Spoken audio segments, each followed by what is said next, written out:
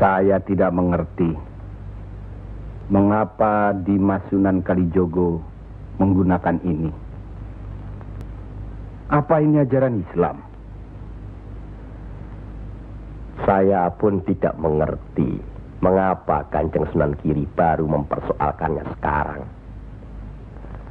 Justru pada saat memperingati 100 hari wafatnya Kanjeng Sunan Ampel. Kenapa tidak dulu-dulu? Ya, karena baru sekarang ini kita berkumpul tanpa ada orang lain di antara kita. Kenapa Dimas menggunakan kemenyan, bunga-bungaan, dan lain-lain ini? Bukankah Rasul menganjurkan agar kita selalu rapi, bersih, dan menggunakan wangi-wangian? Setiap sholat Jumat pun kita dianjurkan menggunakan wangi-wangian. Apakah sholat Jumat itu bukan ibadah? Tapi Sunan Kali membakarnya saat peringatan akan dimulai. Saat membaca doa. Sholat Jumat itu bukan hanya berdoa, tapi juga menghadap Allah. Dulu, kemenyan itu digunakan menyampaikan doa untuk nenek moyang lewat asapnya. Itu dulu. Tapi sekarang cukup dengan ini. Yang pasti, kemenyan itu tidak boleh. Adakah tertulis jelas nama kemenyan itu? Adakah penjelasan atau kejelasan mengenai jenis, bentuk, atau nama dari wangi-wangian itu?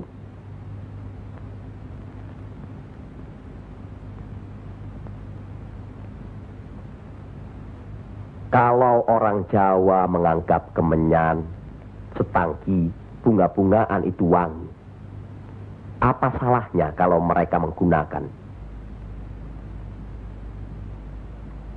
Tapi Sunan Kali kan bisa melarangnya. Untuk apa melarangnya? Untuk apa kalau cuma membuat mereka tersinggung dan kemudian kita tidak berhasil mengislamkan mereka? Memang Sunan Kali lah yang selalu lain cara pendekatannya kepada rakyat. Tidak ada cara lain Kanjeng Sunan Giri selain mendekatkan hatinya, sentuh perasaannya, sesuaikan dengan kebiasaannya, yang kemudian setelah mereka merasa cocok, sesuai, lalu kita rubah sedikit demi sedikit. Bukankah kesemuanya itu telah kita musyawarahkan terlebih dulu? Tapi ingat, janganlah merendahkan martabat Sunan, wali, dengan berpakaian mulung seperti itu terus-menerus. Kanjeng Sunan Kudus, kita punya budaya sendiri. Gunakanlah itu. Dengan begini saya bisa mendekatkan diri, bergaul dengan mereka. Tidak ada jarak antara kita dengan mereka. Ada sambung rasa. Lagi pula iman Islam seseorang bukan terletak di pakaian, tapi di sini.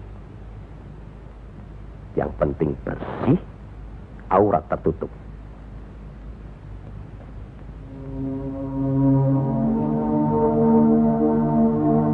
Hari ini setan-setan sedang bertengger di dada sedulur-sedulur.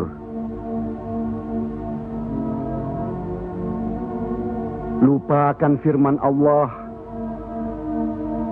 Kalau ada perselisihan di antara kita umat muslim, kembalilah pada Al-Quran. Kenapa sedulur-sedulur lupa? Kenapa?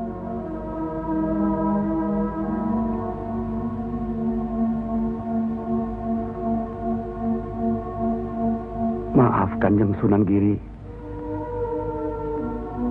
Semestinya hal ini tidak boleh terjadi. Apalagi Kanjeng Sunan sebagai pimpinan kami di sini.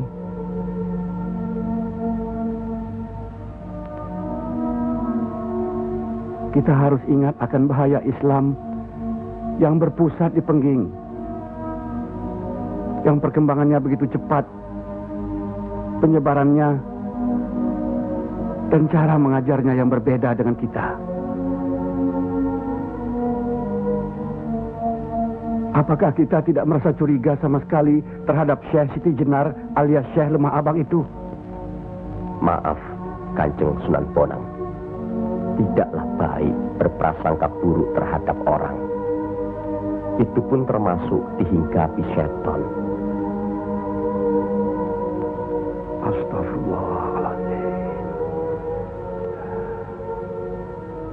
Soal Syekh Siti Jenar, saya telah menyaksikan anak buahnya berceramah.